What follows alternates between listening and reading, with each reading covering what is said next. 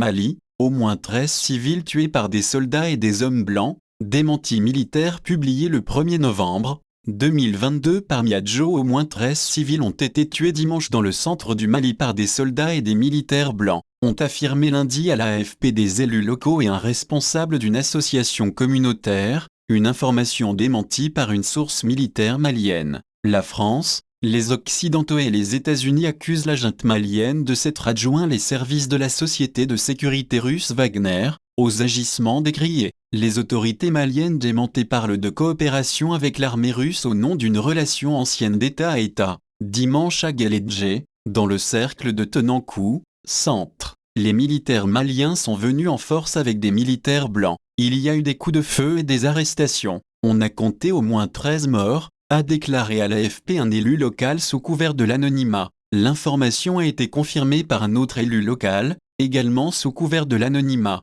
Parmi les personnes tuées, il y a une femme, sa fille et sa petite-fille, a précisé cette source. Un habitant de Guélédjé a de son côté indiqué que le village a été attaqué parce que l'armée et les militaires blancs de Wagner considèrent que c'est une localité de djihadistes. Un responsable de l'association Tabital Pulaku, une association pour la promotion de la culture des Peuls, une des ethnies maliennes, a affirmé à l'AFP que ce sont plus de 20 civils qui ont été tués et arrêtés dimanche à Guélédjé. Des membres selon lui de cette communauté ont fait trop d'amalgame. Tous les Peuls ne sont pas des djihadistes. Ceux qui ont été tués sont des civils innocents, a-t-il ajouté. Ces informations ont été réfutées par une source militaire malienne. Nous rejetons catégoriquement ces accusations, a indiqué à l'AFP cette source. Le Mali est plongé dans une profonde crise sécuritaire, politique et humanitaire depuis le déclenchement d'insurrections indépendantistes et djihadistes en 2012 dans le Nord. La sous-secrétaire d'État américaine Victoria Nuland,